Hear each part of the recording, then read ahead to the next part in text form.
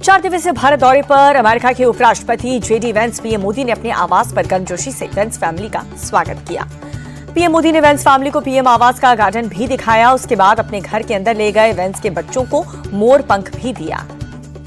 भारत आने के बाद सबसे पहले जेडी वेंस ने अपने परिवार के साथ दिल्ली के अक्षरधाम मंदिर को देखा। कहा कि मंदिर को इतनी बारीकी से बनाया गया। अमेरिका के उपराष्ट्रपति जेडी वेंस और पीएम मोदी ने द्विपक्षीय बैठक की। टैरिफ, ट्रेड समेत कई मुद्दों पर बातचीत की। 23 अप्रैल को ताजमहल का दीदार करेंगे जेडी वेंस। सिटी डीसीपी बोले, आगरा में स्वागत के लिए जगह जगह सांस्कृतिक कार्यक्रम आयोजित होंगे।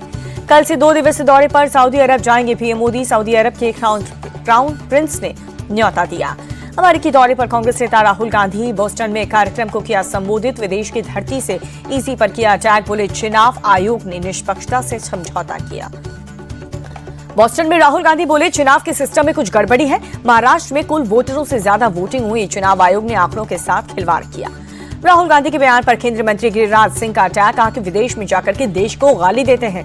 नेशनल हेराल्ड मामले में ध्यान भटकाने की कोशिश है।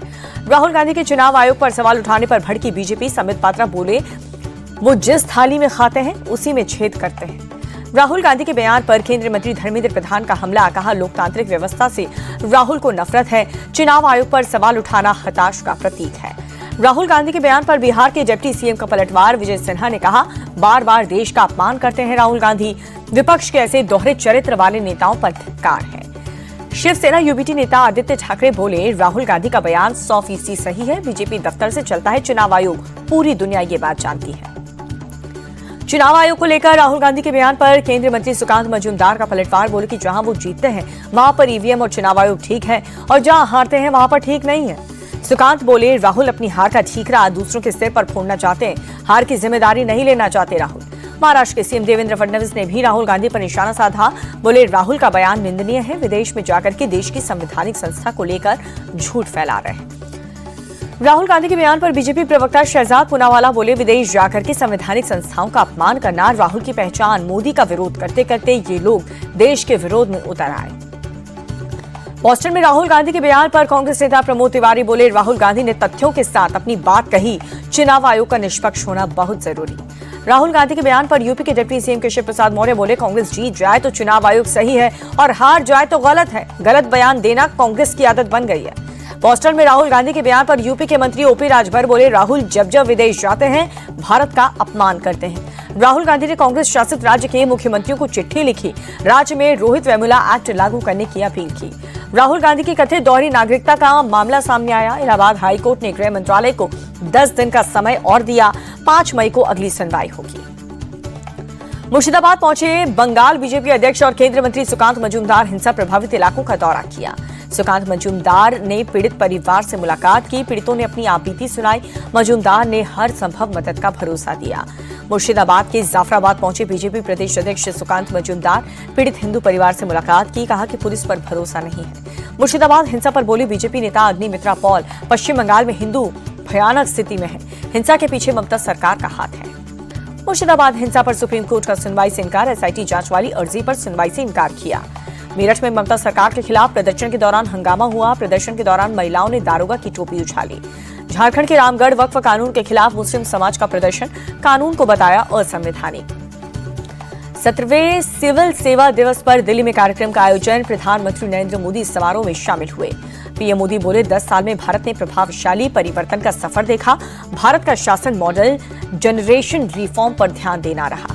लोक प्रशासन में उत्कृष्ट के लिए प्रधानमंत्री पुरस्कार विजेताओं से पीएम मोदी ने मुलाकात की। अधिकारियों ने पीएम मोदी से अपने अपने अनुभव साझा किए। दिल्ली में केंद्रीय गृह मंत्री अमित शाह की बैठक। छत्तीसगढ़ के सीएम साय और डिप्टी सीएम रहे मौजूद। छत्तीसगढ़ में 3 नए आपराधिक कानून और नक्सल उन्मूलन पर चर्चा हुई है।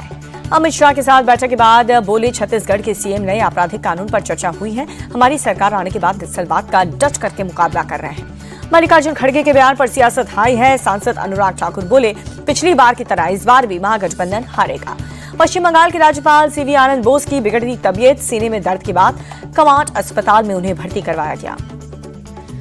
बर्खास्त श्रेणी आईएएस पूजा खेड़कर की गिरफ्तारी पर रोक बढ़ी। सुप्रीम कोर्ट ने 21 मई तक गिरफ्तारी पर सशर्त रोक लगाई। जेल में बंद 26/11 हमले के आरोपी तहव्वुर राणा ने परिवार से बातचीत के लिए कोर्ट में लगाई अर्जी। पटियाला हाउस कोर्ट ने एनआईए को जारी किया नोटिस। उत्तराखंड के सीएम पुष्कर सिंह धामी ने बैठक की, राज्यों के सभी जिलाधिकारियों के साथ वर्चुअल मीटिंग की है, कई मुद्दों पर चर्चा की। ट्रैफिक प्रहरी कार्यक्रम में शामिल हुए दिल्ली के LGV Saxena 11 traffic rally volunteers को किया सम्मानित। सड़क दुर्घटना में लोगों की जान बचाने वाले पुलिसकर्मियों को भी किया गया सम्मानित। ट्रैफिक प्रहरी कार्यक्रम पर बोले LGV सक्सेना, हर शख्स पुलिस की आंख और नाक बन सकता है। ट्रैफिक नियमों का उल्लंघन करने वालों पर की जाएगी कार्रवाई। दिल्ली के दयालपुर बिल्डिंग हादसे की मजिस्ट्रेट जांच होगी। LGV सक्सेना ने किए हैं आदेश दिए, MCD से कहा लापरवाह अधिकारियों पर एक्शन ले। दिल्ली के सीएम रेखा गुप्ता और केंद्रीय मंत्री मनोहर लाल खट्टर आदर्श नगर विधानसभा पहुंचे। धीरपुर में संकल्प गर्ल्स हॉस्टल का उद्घाटन किया। दिल्ली सरकार ने लॉन्च किया heat action plan. CM Rekha Gupta बोली, राजधानी में वाटर ATM और 3000 वाटर कूलर लगाएंगे। सीएम रेखा गुप्ता ने कहा कि सड़कों पर कूलिंग शेल्टर में लेकर के हीट वार्ड तक की तैयारी हुई है। गांव के लिए गौशाला बनाई जाएगी। दिल्ली के पर्यावरण मंत्री मनजिंदर सिरसा का बयान, अगले सप्ताह पोल्यूशन एक्शन प्लान लाएंगे। आम आदमी पार्टी दिल्ली मेयर का चुनाव नहीं लड़ेंगे। 25 अप्रैल को होना है चुनाव। आज नामांकन की आखिरी तारीख है। जम्मू कश्मीर के रामबन में भारी बारिश और ओलावृष्टि से तबाही के बाद रेस्क्यू ऑपरेशन जारी। अचानक से बादल फटने से आए सैलाब में 3 लोगों की मौत। रामबन में बादल फटने से चारों तरफ से पानी का सैलाब आया। पूरा पहाड़ एक मार्केट के ऊपर गिरा। कई दुकान और होटल पानी के तेज बहाव में बह गए। वीडियो आया सामने। सड़क से 40 फीट ऊपर मलबा ही मलबा दिखा। अभी भी कई गाड़ियां मलबे के अंदर फंसी हुई हैं। जम्मू कश्मीर के रामबन में रेस्क्यू ऑपरेशन जारी है। सीएम उमर अब्दुल्ला ने मौके पर पहुंच करके अधिकारियों से जानकारी ली। बादल फटने से आई थी तबाही। रामबन में भूस्खलन प्रभावित क्षेत्र पहुंचे डिविजनल कमिश्नर और जम्मू जोन के पुलिस महानिरीक्षक मौजूदा हालात का जायजा लिया। लैंडस्लाइड के बाद रामबन में सड़कों से मलबा हटाने का काम जारी है। कई गाड़ियां अभी भी मलबे में दबी हुई हैं। जम्मू कश्मीर के जोजिला दर्रे में भारी भूस्खलन। श्रीनगर सोनमर्ग बंद होने से यातायात पूरी तरह से ठप है। मलबा हटाने का काम जारी है। जम्मू के कटरा में तेज हवाओं के साथ जमकर के बारिश और ओलावृष्टि हुई। लोगों की बढ़ी मुसीबत। गुजरात के जामनगर में सेना के विमान की इमरजेंसी लैंडिंग हुई। हादसे में किसी के भी हताहत होने की खबर नहीं। बेंगलुरु में विंग कमांडर बोस और उनकी पत्नी के साथ मारपीट। DRDO कॉलोनी से एयरपोर्ट की ओर जा रहे थे कमांडर बोस।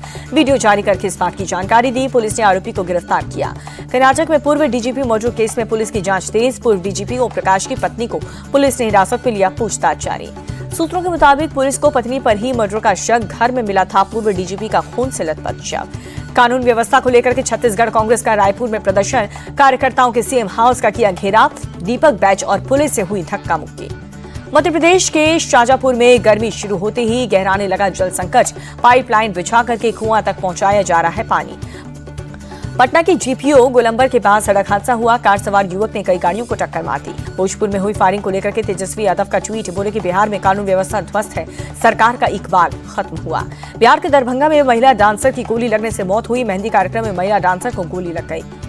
झारखंड के गिरिडीह में 3 मंजिला इमारत में लगी आग। दमकल कर्मियों ने कड़ी मशक्कत के बाद आग पर काबू पाया। झारखंड के बोकारो में नक्सलियों से मुठभेड़ हुई। सुरक्षा बलों ने 8 नक्सलियों को मार गिराया। नक्सलियों के पास से भारी मात्रा में हथियार भी बरामद।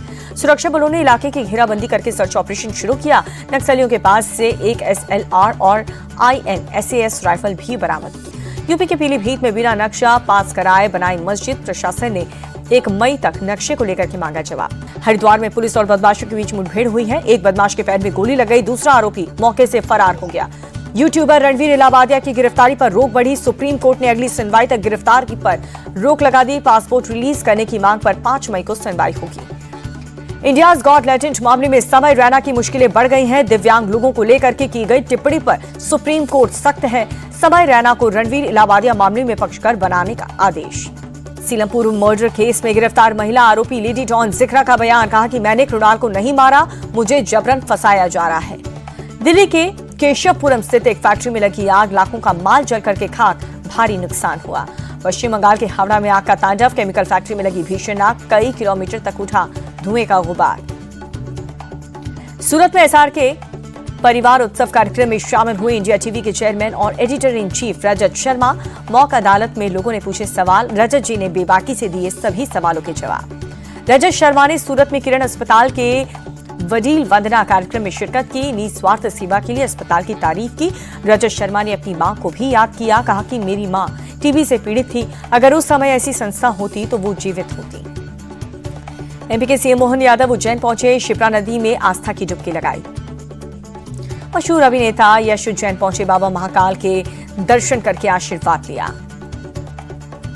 संबलपुर में ओडिशा के मुख्यमंत्री मोहन चरण मांझी ने लगाया जनता दरबार। प्रदेश भर से आए लोगों को समस्याएं सुनी, अधिकारियों को जल्द ही समाधान के निर्देश दिए। 4 मई को खुलेंगे बद्रीनाथ धाम के कपाट। चमोली डीएम संदीप तिवारी बोले, तैयारियां पूरी हुई। ईसाई धर्मगुरु पोप फ्रांसिस के वेटिकन सिटी के निधन हुआ। 88 साल की उम्र में उन्होंने आखिरी सांस ली। वेटिकन ने बयान जारी करके निधन की पुष्टि की है। लंबे समय से बीमार चल रहे थे पोप फ्रांसिस।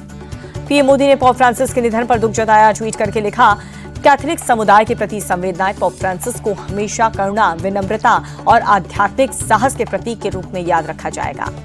तूफानी तेजी के साथ बंद हुआ बाजार। सेंसेक्स 855 अंक उछला। निफ्टी भी 273 पॉइंट्स चढ़ा है। अमेरिकी डॉलर के मुकाबले 25 पैसे मजबूत हुआ। रुपया 85 रुपए 13 पैसे पर हुआ बंद।